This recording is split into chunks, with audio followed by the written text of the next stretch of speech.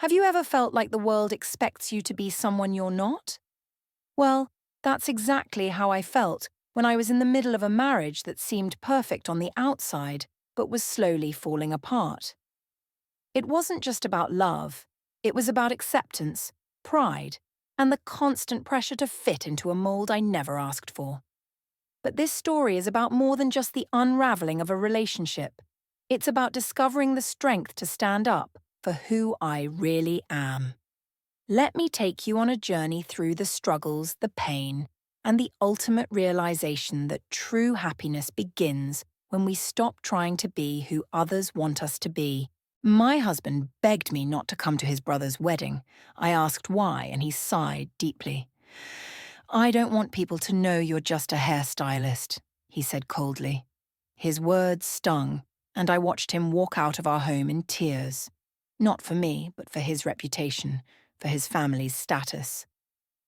On the day of the wedding, my ex-husband, his brother, and their relatives began calling relentlessly. Their celebrity bride had backed out, and they begged me to step in as a last-minute replacement. Timothy's voice broke as he stood in the doorway, suitcase in hand. "Please don't come to my brother's wedding." His words echoed in the silence of our bedroom. I dropped the scissors I had been polishing, the sound of them hitting the floor sharp and final. After 3 years of marriage, I thought we had moved past these insecurities. "I don't want people to know you're just a hairstylist." The word "just" cut through me like the sharpest of shears, as if my passion, my art, and my livelihood was something to be ashamed of. "I'll say goodbye," he added, not looking me in the eye. I stood frozen, watching him leave, tears streaming down his face. But those tears were not for me. They were for his reputation, for the embarrassment of being married to someone who worked with her hands instead of someone with a spreadsheet.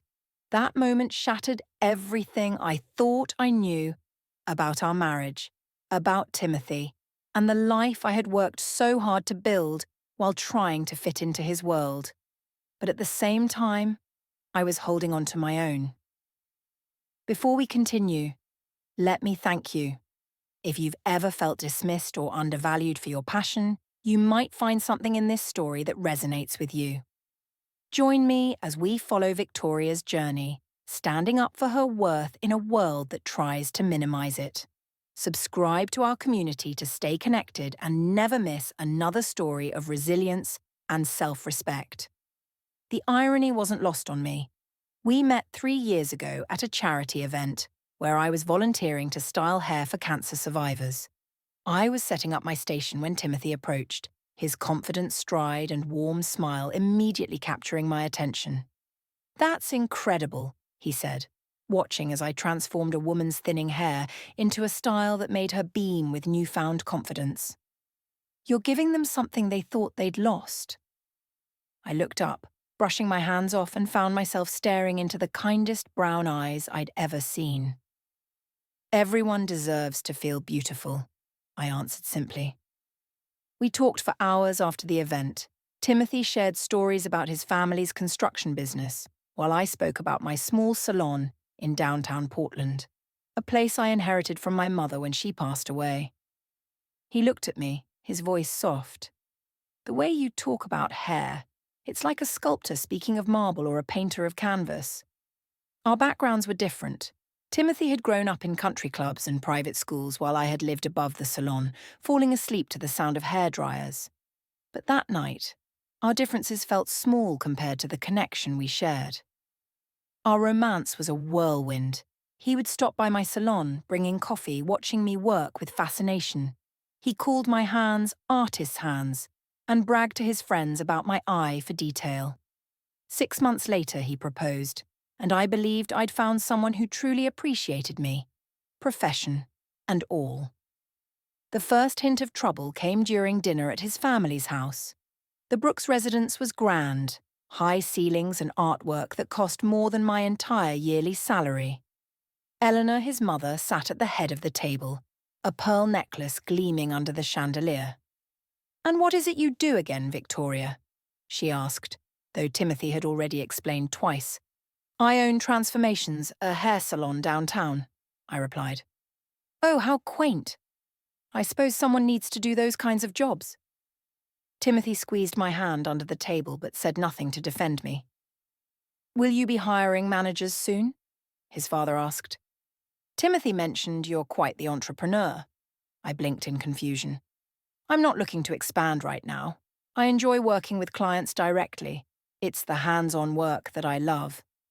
The table fell silent. Eleanor exchanged a look with her husband that made my stomach twist. Later that evening, Timothy suggested I should downplay the hands-on work. People in my family's circle respect business owners, Victoria. Maybe emphasize the ownership part more than the styling part. I dismissed it, thinking it was a one-time request. Little did I know it was just the beginning of Timothy's campaign to mold me into someone more presentable to his family at their social events. Despite the warning signs, I married Timothy in a lavish ceremony, a wedding that cost more than my entire salon's revenue. My clients, the people who had become family to me, were seated in the back, while his business associates filled the front rows. At the reception, I excused myself to use the restroom. As I passed a corner, I overheard Timothy speaking to his college roommate. No, Victoria is working on getting into management. The hands-on stuff is just temporary. She's got bigger plans. There I was, in my designer wedding dress, feeling like a fraud. Timothy was already ashamed of me, already lying about who I was and what I loved. But I walked down the aisle, said my vows, and convinced myself that love would bridge the gap between us. For 3 years, I tried to be both the woman Timothy wanted to show off and the hairstylist who found joy in transforming clients. I juggled my salon schedule while attending his business dinners. I wore the right clothes, learned the appropriate manners, and smiled through discussions about stocks and vacation properties. All while Timothy slowly stopped visiting my salon, stopped introducing me proudly to his friends, and stopped seeing me as the woman he had fallen for. Until today. Please don't come to my brother's wedding, he'd said. You're just a hairstylist. And then, the sound of the front door closing behind him. I didn't know it then, but in 3 days my phone would ring non-stop. Timothy, his brother, and their relatives would beg me to step in as a last-minute replacement when their celebrity bride backed out. My hands, the same hands Timothy had so coldly dismissed, would hold the power to either save or destroy the event they considered too important for someone like me to attend. But for now, I sat alone in our house, reflecting on the fragile foundation our life had been built on. Like a shattered glass slipper, no amount of forcing would make it fit again. The next morning I wandered through our empty house, a colonial revival in the Westmoreland district, purchased with help from his parents. The neighbours' houses were just as tall and pristine, owned by doctors, lawyers, and business executives, people whose professions didn't leave hair clippings on their shoes or product residue under their fingernails. I remembered our housewarming party 6 months after we moved in. Diane Kensington, a neighbour, had cornered me by the canapes. Timothy mentioned you work downtown. Which firm are you with? Before I could answer, Timothy appeared by my side, pressing his hand firmly against my lower back. Victoria's in the beauty industry. She's quite talented at management. Not a lie, but not the truth either. I noticed how he steered the conversation away from what I really did, what I loved. Later that night, I confronted him. You made it sound like I sit behind a desk all day, I said. I just simplified, he replied, loosening his tie. They wouldn't understand what you do anyway. And what's to understand? I asked. I'm a hairstylist. I owned a salon, and I was proud of it. But Timothy sighed, that familiar crease appearing between his brows. Victoria, in this neighbourhood, people expect a certain path. No one here works with their hands unless it involves a scalpel. Despite our move and Timothy's hints that perhaps I should take a step back, I refused to let go of the thing that made me feel alive. The transformation that happened when a client sat in my chair, feeling one way and walking out feeling entirely different, was addictive. It was magical in a way that Timothy's world of profits and business launches could never be. 3 months after we settled in, I bought new equipment for the salon, state-of-the-art chairs, better lighting, and the ceramic straighteners my staff had been asking for. When Timothy saw the credit card statement, his face tightened. "You spent how much on what?" "Investments for my business," I replied, chopping vegetables for dinner with practiced precision. "The chairs alone will pay for themselves in client comfort and retention." "You could have discussed this with me first." "Do you discuss every business expense with me?" I pointed the knife toward him, not threatening, but making a point. "The salon is profitable, Timothy. This isn't frivolous spending." He ran his hand through his perfectly styled hair, the very hair I had cut and maintained. "We have a certain lifestyle to uphold now. Certain appearances." Appearances became a recurring theme in our marriage. It was always about how things looked, not how they really were. Timothy started working later, attending more business dinners without me. I began to suspect he was tired of explaining my profession, tired of watching me interact with the wives of his colleagues, noticing their haircuts and sometimes offering advice. Then came the announcement that changed everything. Timothy burst through the front door one Thursday evening, his face flushed with excitement. "Michael proposed to Rachel Miller," he announced, tossing his briefcase onto the couch. "She said yes." I recognized the name immediately. Rachel Miller was the rising star of a popular legal drama, her face plastered on billboards and magazine covers. I'd admired her hairstyles at several red carpet events. "That's wonderful," I said, genuinely happy for Michael, who had always been kinder to me than the rest of Timothy's family. "When's the wedding?" 3 months. They're fast-tracking everything to fit her shooting schedule." His eyes gleamed with an intensity I hadn't seen directed at me in months. "Can you believe it? A Miller marrying into the Brooks family. Mom's ecstatic." Over the following weeks, the Miller-Brooks wedding consumed all family conversations. Sunday brunches at Eleanor's became wedding planning sessions, with discussions about press coverage, exclusive magazine deals, and which photographers to hire. "Rachel's people insist on controlling the narrative," Eleanor said one Sunday, dabbing her lips with a linen napkin. "But the exposure for the family business will be incredible." I sat quietly, wondering when love had turned into a business opportunity. Michael looked uncomfortable too. I noticed when Rachel called during brunch. He excused himself to take the call, returning with a soft smile that reminded me of how Timothy used to look at me. As the wedding grew closer, Timothy's criticisms of my work became sharper. No longer veiled suggestions, they turned into demands. "Can't you at least take a sabbatical?" he asked one night as we lay in bed, backs turned. "Why would I do that?" Rachel's friends include producers, directors, people who could help us. "Help us with what, Timothy?" "I have a career I love, a real career," he said, sitting up, his voice rising. Something befitting a Brooks, not playing with hair all day like a teenager. The silence that followed was deafening. In the dark, I felt the final thread between us snap. "Is that what you think I do?" I asked, my voice deadly calm. "You know what I mean," he muttered, avoiding my gaze. "I transform people. I make them feel confident and beautiful." "What exactly do you do, Timothy, besides worry about what other people think?" The arguments escalated after that night. Timothy started sleeping in the guest room. When we did speak, it was in clipped, cold sentences about household logistics.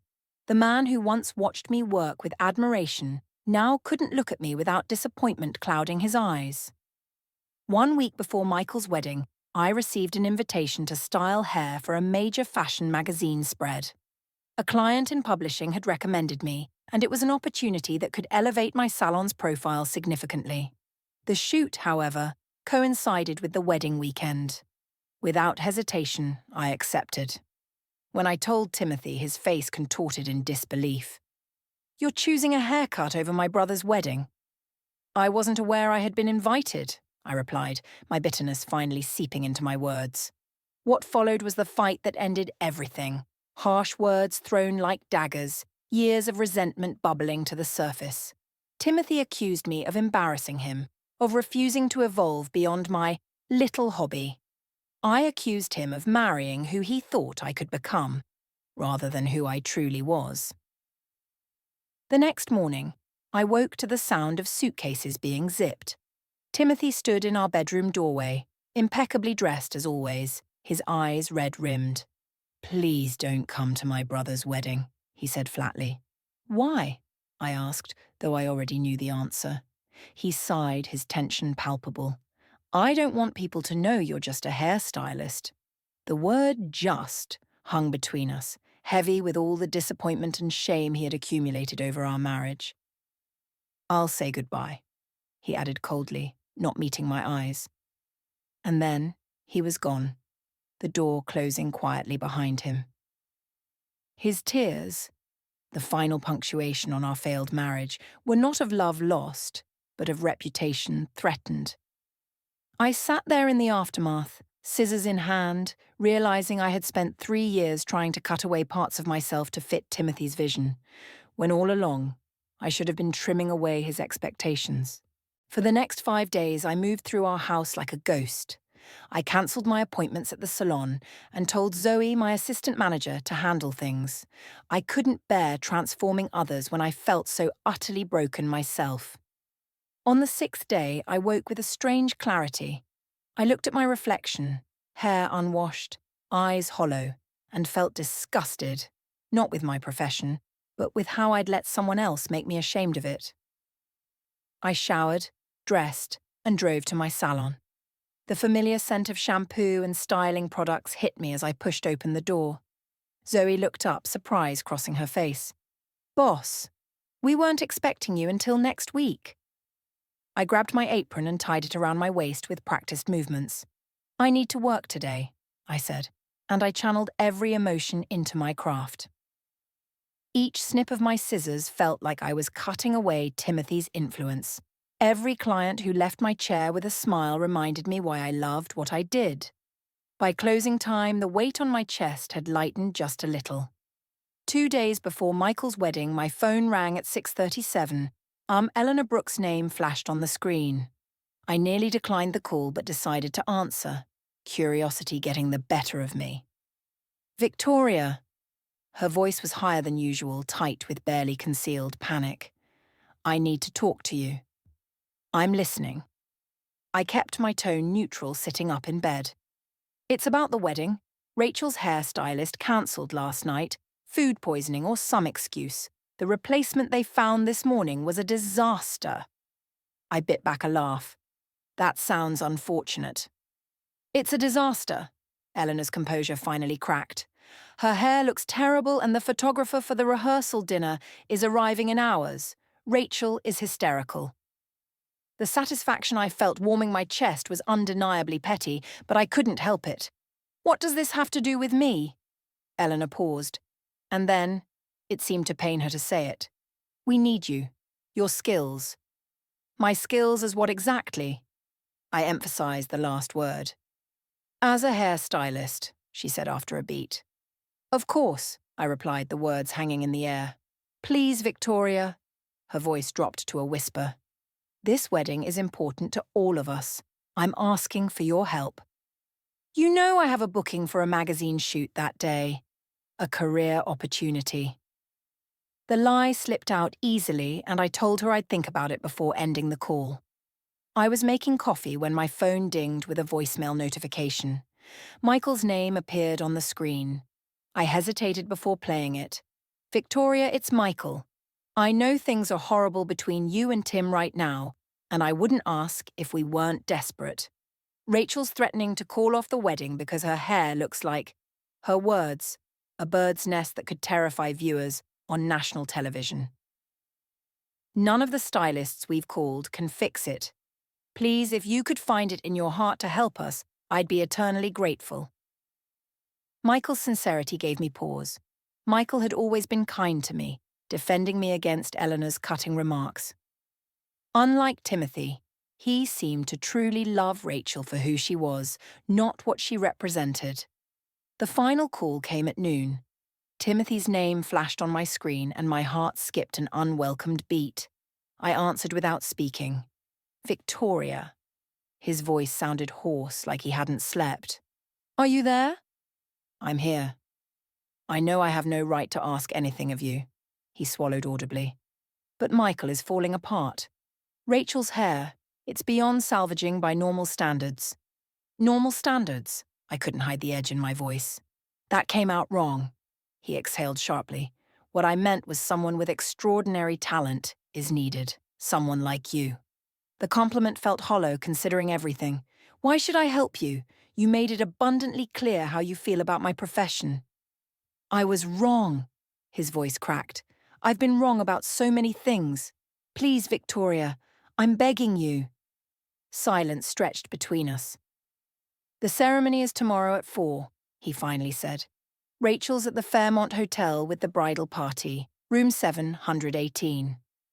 I said nothing but didn't hang up. There's one more thing you should know, he added, hesitation evident in his voice. My parents, they told everyone you're an interior designer, 4 high-end clients in Portland. The revelation didn't surprise me, yet it still stung. An interior designer? I laughed bitterly. So your family is finally desperate enough to acknowledge what I actually do, but only in private. How fitting. Victoria, he said, his voice tiny. Goodbye, Timothy. I ended the call. Sitting at the kitchen island, I traced the granite with my fingertip. Part of me wanted to ignore their pleas, to let them face the consequences of their snobbery. But the professional part of me, the one who took pride in her craft, couldn't bear to think of someone walking down the aisle, feeling anything less than confident. Not for Timothy, not even for Michael, but for Rachel, who was caught in the crosshairs of family politics on what should be her happiest day. I called Zoe. I need you to bring my emergency kit to the salon, the leather case with the Japanese scissors and the special products in the locked cabinet. I've got a situation. An hour later, I stood before my closet, selecting an outfit that would be appropriate for a high society wedding venue, but practical enough to work in. I chose a sleek black dress with a high neckline and cap sleeves. Elegant, yet understated, professional. As I packed my tools, each one sliding into its designated pocket in my leather case, I felt a sense of power. For once, the Brooks family needed me, not the version of me they wanted to present to society, but the real me with my just a hairstylist, hands, and my embarrassing profession. I glanced at my reflection one last time before leaving, back straight, chin up, expression composed.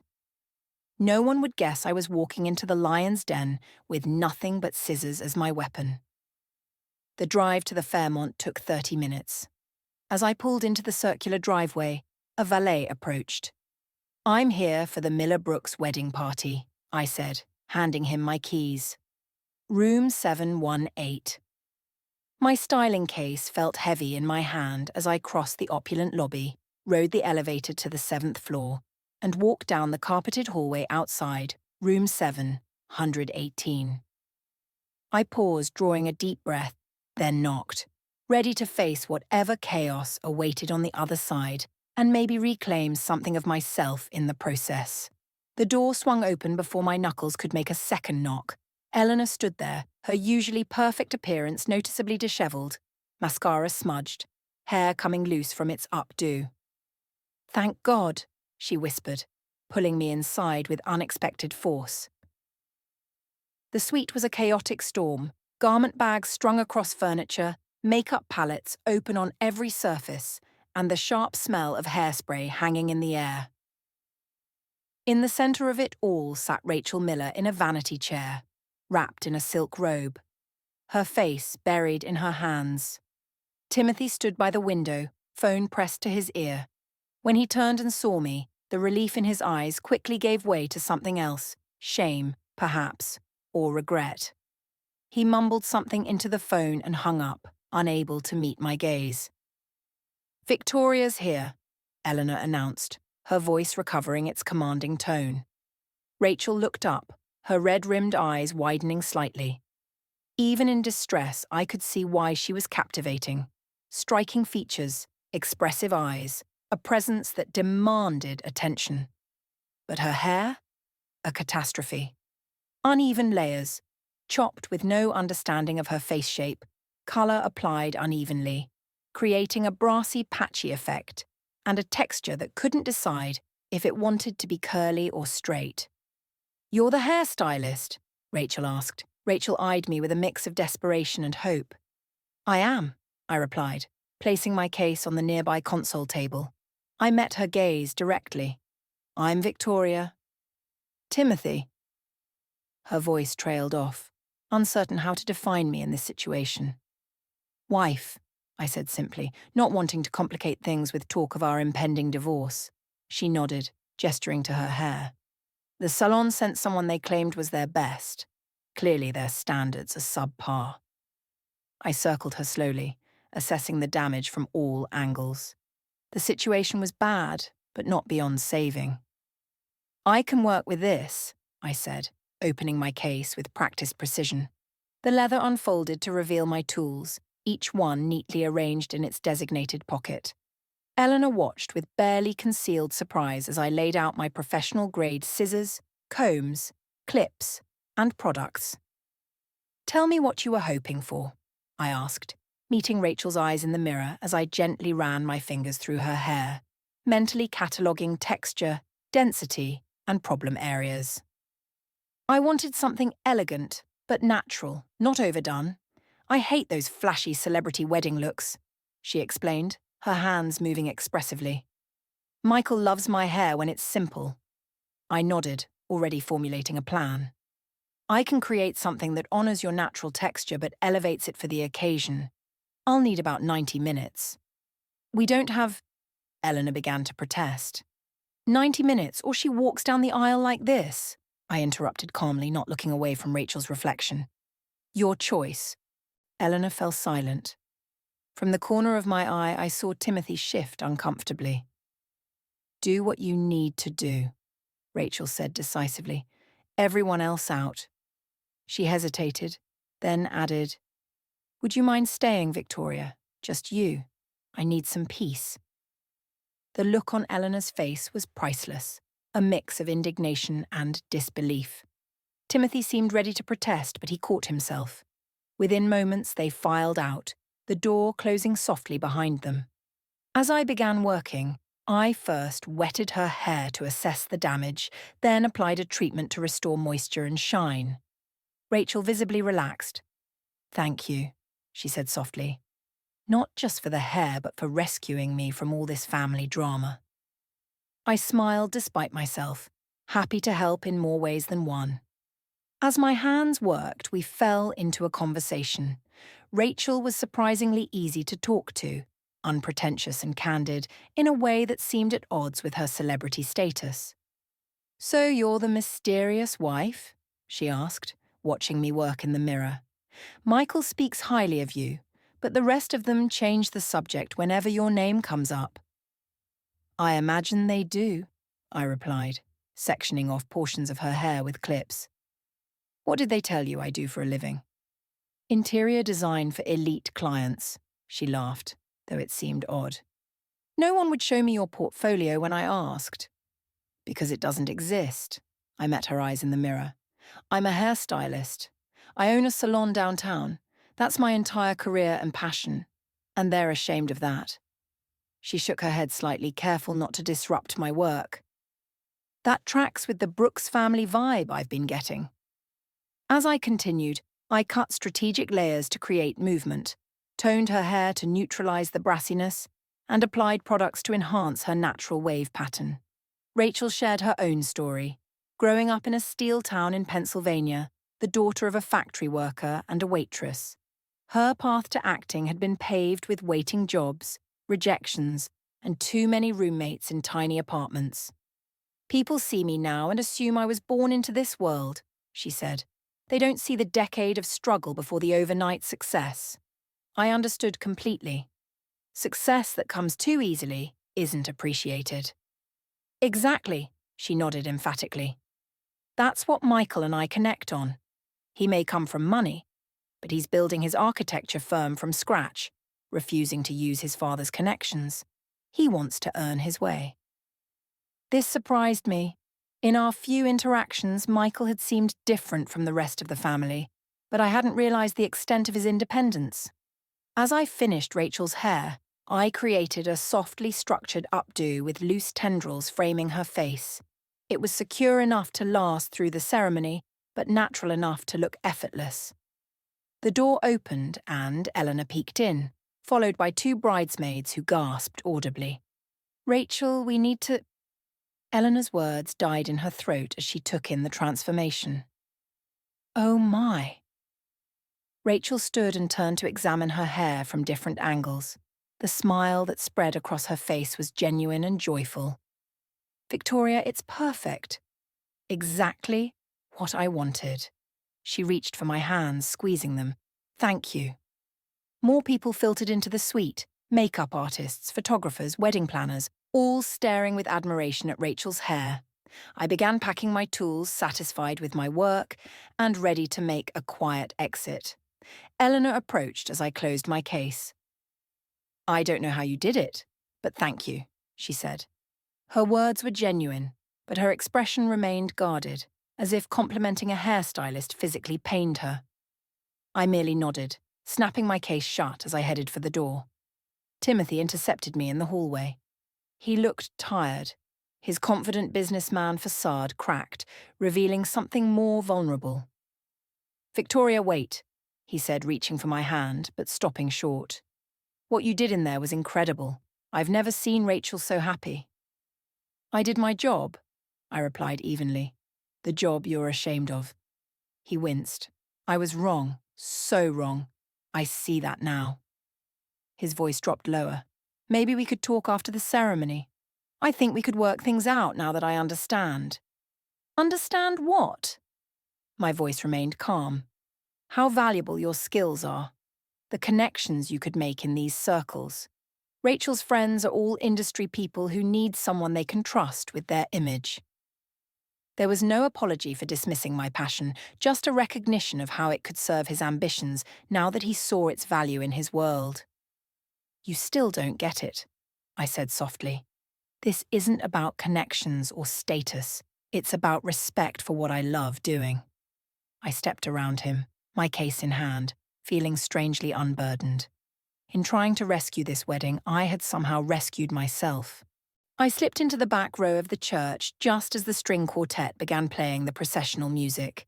The historic chapel was decorated with tasteful floral arrangements, the afternoon sunlight streaming through stained glass windows, casting jewel-toned patterns across the guests' expectant faces. No one noticed me. I was simply another well-dressed attendee, not the woman who had salvaged the day with mere scissors and expertise. The ceremony unfolded with picture-perfect precision. Michael stood tall at the altar, his face lighting up with joy as Rachel appeared in the doorway.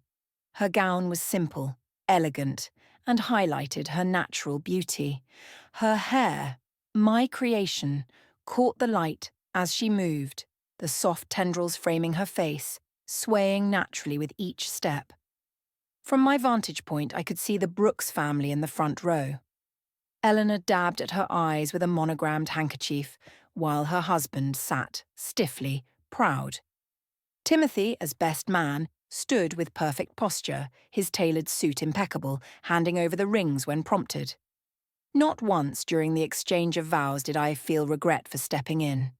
Whatever my feelings toward the family, this moment was about Rachel and Michael, who squeezed each other's hands as they recited promises that I hoped would be more durable than mine had been. After the ceremony, I lingered in the church garden, reluctant to join the reception, but not quite ready to leave. The scent of roses and fresh-cut grass filled the air as guests streamed toward the reception hall. "Victoria!" Michael's voice came from behind me. I turned to see him, happy but slightly dishevelled, his tie already loosened at the neck. "Shouldn't you be taking photos or greeting guests?" I asked, surprised to see him alone. "They can wait 5 minutes." He approached, hands in his pockets. "Rachel told me what you did, how you stepped in when we didn't deserve your help." I shrugged. Professional pride. I couldn't let anyone walk down the aisle with hair like that. Michael laughed, then grew serious. It's more than that, and we both know it. He gestured to a nearby bench, and we sat. I want to apologize for my family, for how they've treated you, for how Timothy... He trailed off. You don't need to apologize for your brother, I said. Maybe not, but I understand him better than most. Michael stared at his polished shoes. There's something about growing up in the Brooks family that warps your perspective. Everything becomes about appearances, connections, the right schools, the right professions. I listened as Michael spoke candidly about the pressure he'd felt growing up, the constant measuring against family expectations, and the subtle, sometimes not so subtle ways their parents had shaped their worldview. It took me leaving, actually moving across the country for college, to realize how toxic it all was, he confessed. Timothy never got that distance. He went straight from our father's approved university to the family business. That doesn't excuse how he treated me, I said quietly. No, it doesn't. Michael met my eyes. Nothing excuses that, but I want you to know that not everyone in this family shares those values. Rachel and I certainly don't. As we walked toward the reception, Michael asked a question that caught me off guard. What are you going to do now about you and Timothy? I don't know yet, I answered truthfully. But I know I won't shrink myself anymore to fit someone else's idea of success. The reception was in full swing when we entered, a live band playing while couples danced on the polished floor. I found a seat at a table near the edge of the room, content to observe from a distance. Within minutes, however, a woman with a sharp bob and impressive jewellery approached me. Excuse me, she said, extending her hand. I'm Diane Wilson, Rachel's manager. I've been admiring her hair all day. It's absolute perfection for the photos. Who did it? Before I could answer, a second woman joined us. The updo is divine. Are you the stylist? Please tell me you work in Los Angeles. The word spread quickly over the next hour. I was approached by various guests, actresses, producers, photographers, all inquiring about my services. I handed out the business cards I'd tucked into my clutch, explaining my Portland salon, but mentioning that I occasionally travelled for special clients. From across the room, I caught Timothy watching these interactions, his expression a mixture of surprise and calculation. When he finally approached, champagne flutes in hand, his smile was the one he reserved for business associates he wanted to impress. Seems like you're the hit of the reception, he said, offering me a glass. I accepted the champagne but didn't drink. Just networking with potential clients. I've been thinking, he began, lowering his voice confidentially, about what I said earlier. We really should talk about our situation. Seeing you work today, watching how all these industry people respond to your talent, I realize now there's real potential here. Potential? I repeated, the word bitter on my tongue for both of us. Your skill, my business connections, Timothy continued, oblivious to my tone. We could rethink the salon, maybe expand to cater exclusively to a higher-end clientele, perhaps rebrand as a hair atelier instead of a salon. His words confirmed everything. Even now, he couldn't simply value what I did. He needed to repackage it, elevate it, make it palatable to his social circle. I placed the untouched champagne on a passing server's tray. No, thank you, Timothy, I said calmly. I'm not interested in rebranding my passion to make it acceptable to you. I moved away before he could respond, making my way toward the exit. Eleanor intercepted me near the door, a small envelope in her perfectly manicured hands. Victoria, dear, she said, her voice honeyed in a way it had never been before. We cannot thank you enough for your assistance today. The family would like to show our appreciation. She extended the envelope. I didn't need to open it to know it contained a check, payment for services rendered, perhaps with a premium for the embarrassment of having to acknowledge my profession. I don't want your money, Eleanor. Her smile faltered. But surely you should be compensated for your time and expertise. What I want is much simpler, I said, meeting her gaze steadily. Acknowledgement that there's dignity in all honest work, including styling hair, that what matters isn't the prestige of a career, but the passion and skill one brings to it. Eleanor blinked rapidly, clearly unprepared for this response. I don't understand what you... You don't have to understand, I interrupted gently. Just consider it for Michael and Rachel's sake, if nothing else. I walked out into the evening air, the weight of 3 years of compromises lifting with each step away from the reception. Tomorrow I would call a lawyer about divorce proceedings. The day after, I'd meet with my salon staff about expanding our editorial work. The magazine shoot that had previously conflicted with the wedding had expressed interest in rescheduling. As I reached my car, my phone chimed with a text message. It was from Rachel. Leaving early. Don't blame you. Thanks again for everything. When you're ready to style for my next premiere, call me directly. No Brooks family interference required. I smiled, tucking the phone away. The path forward wouldn't be easy, but for the first time in years, I felt true to myself. I had walked into that hotel with just my skills and my scissors, but I was leaving with something far more valuable. The certainty that I would never again diminish myself to satisfy someone else's expectations. My hands, my talented, capable, artistic hands, gripped the steering wheel as I drove away from the Brooks family and toward a future where I was valued for exactly who I was, not despite it.